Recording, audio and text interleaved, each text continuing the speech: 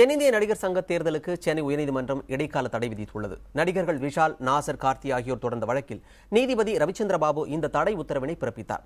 தேர்தல் தேதியை மாற்ற வேண்டும், ஞாயிற்றுக்கிழமை தேர்தல் நடத்த வேண்டும், ஓய்வு பெற்ற நீதிபதி மேற்பார்வையின் கீழ் தேர்தல் நடத்த வேண்டும் என்பன உள்ளிட்ட கோரிக்கைகள் விஷால் தரப்பில் முன்வைக்கப்பட்டன. இதில் ஓய்வு பெற்ற நீதிபதி கண்காணிப்பில் தேர்தல் நடைபெற வேண்டும் என்ற கோரிக்கை தொடர்பான உத்தரவு பூச்சிமுருகன் தொடர்ந்த பிரதான வழக்கில் பிறப்பிக்கப்படும் என்று நீதிபதி தெரிவித்துள்ளார். இது தொடர்பாக 2 வாரங்களுக்குள் நடிகர் சங்கம் சார்பில் அதன் பொதுச் செயலாளர் ராதாரவி பதில் மனு தாக்கல் செய்ய வேண்டும் என்றும் நீதிபதி உத்தரவிட்டுள்ளார். அதன் பிறகு இறுதி தீர்ப்பு வழங்கப்படும் என்றும் தெரிவிக்கப்பட்டுள்ளது. நடிகர் சங்க தேர்தலுக்கான வேட்புமனு தாக்கல் நேற்று தொடங்கிய நிலையில் தடை உத்தரவு பிறப்பிக்கப்பட்டதால் அது தொடர்பான அனைத்து பணிகளும் நிறுத்தப்பட்டன.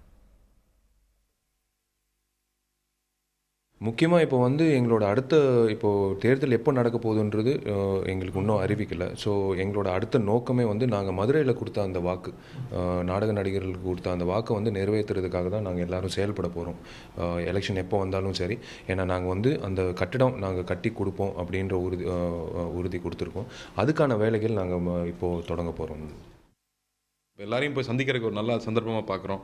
அங்கே போய் டேரெக்டாக அவங்ககிட்ட பேசுகிறப்ப அவங்களோட தேவைகள் நம்ம டேரெக்டாக புரியுது. அதே மாதிரி நாங்கள் அவங்ககிட்ட இருந்து ரொம்ப தள்ளி இல்லை, எல்லாருமே அவங்க கூட ஈஸியாக பழகக்கூடிய மக்கள்னு அவங்களும் புரிஞ்சுக்கிறாங்க. ஸோ நம்ம கூட ஈஸியாக உட்காந்து பேச முடியுது. நம்ம நினச்ச மாதிரி அவங்க எங்கேயோ ஆட்கள் கிடையாது, எல்லாம் நம்மள மாதிரி பசங்க தான். எல்லார்ட்டையும் இன்னும் ஃப்ரீயாக அவங்ககிட்ட பேச முடியுதுன்னு அவங்க ரொம்ப பாசிட்டிவாக இருக்காங்க. அது ரொம்ப நல்ல சைனாக பார்க்குறோம். தேர்தல் என்பது இவ்வளவு நாட்களுக்கு பிறகு நடக்குது. இது மாதிரியான ஒரு விமர்சனங்களுக்கு இடையில ஒரு மாற்று கருத்து உள்ள அணிகளோட சேர்ந்து நடக்குது. அப்படிங்கும்போது அது இன்னுமே ஒரு போலீஸ் பாதுகாப்போ அல்லது ஒரு பெண்கள் வரும்போது, நடிகைகள் வரும்போது அவங்களுக்கு ஒரு பாதுகாப்பு, ஒரு பெரிய ஹீரோக்கள் வரும்போது அவங்களுக்கு ஒரு பாதுகாப்பு கொடுக்கும். இந்த மாதிரி இடங்கள் தேவைப்படுது.